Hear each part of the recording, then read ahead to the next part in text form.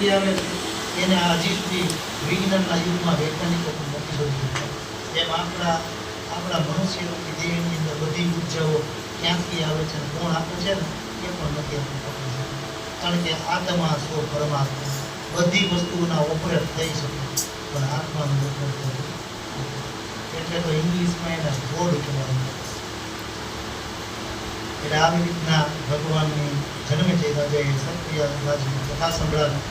ત્યાર પછી વૈશંપાયનજીએ વિસ્તારપૂર્વક જન્મે છે રાજાને મહાભારતની કથા સંભળાવી. એ મહાભારતની કથા આપણે સવારના વિસ્તૃત સાંભળી લીધી છે. છતાં પણ જન્મે છે રાજાને હજી કાંઈક પોતાના પિતાના મુક્તિ અર્થે હજી પણ જન્મે છે રાજા કંઈક વિચારવા લાગ્યા છે.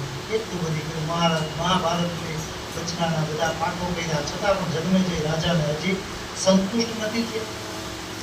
એટલે તરત જ જન્મે છે રાજા ભગવાન વેદવ્યાસજીની પાસે જઈ અને એની પ્રાર્થના કરે છે કે મારા ચિત્તની શાંતિનો ઉપાય બતાવો હે પરમાત્મા. હે ઋષિભક્ત, મારા અંતઃકરણમાં હંમેશા અગ્નિ બોલ્યા જ કરે છે અને એ અગ્નિ કેવાનો પડે છે કે મારા પિતાની સદગતિ આપવા માટે. આપણે જ્યારે અનુભૂતિ થાય ને કે હવે આપણા પિતૃદોષમાં આવ્યા હોય એવી અનુભૂતિ થાય ત્યારે આપણે બ્રાહ્મણના ચરણની અંદર જાય. પણ નિયમ એવો છે કે ઉત્તરાયણ અને દક્ષિણા આવા બે ભાગ આપણા છે. ઉત્તરાયણ અને દક્ષિણાયન આવા બે ભાગ છે.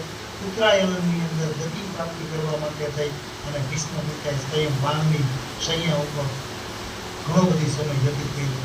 અને ઉત્તરાયણનો સમય પવિત્ર સમય એટલે જેને આપણે મકર સંક્રાંતિ કહીએ છીએ ત્યાંથી 6 મહિનાનો સમય એ ઉત્તરાયણનો છે અને એના પછીના 6 મહિનાનો સમય એ દક્ષિણાયનનો છે. આ બે સમયે ઉત્તરાયણની અંદર કોઈનું મૃત્યુ થાય તો એને અવશ્ય પ્રભુના ધામની પ્રાપ્તિ થાય અને દક્ષિણાયનની અંદર કોઈનું મૃત્યુ થાય તો એના માટે એવું વિચારી શકાય કે એને કદાચ હજી કંઈક મહેચ્છાઓ રહી ગઈ છે અને પ્રભુ એને બીજો અવતાર આપી મનુષ્યનો અને હજી એક ચાન્સ એને આપે. કારણ કે ભરત રાજાએ જળભોગલ બનીને પાછા જન્મ્યા.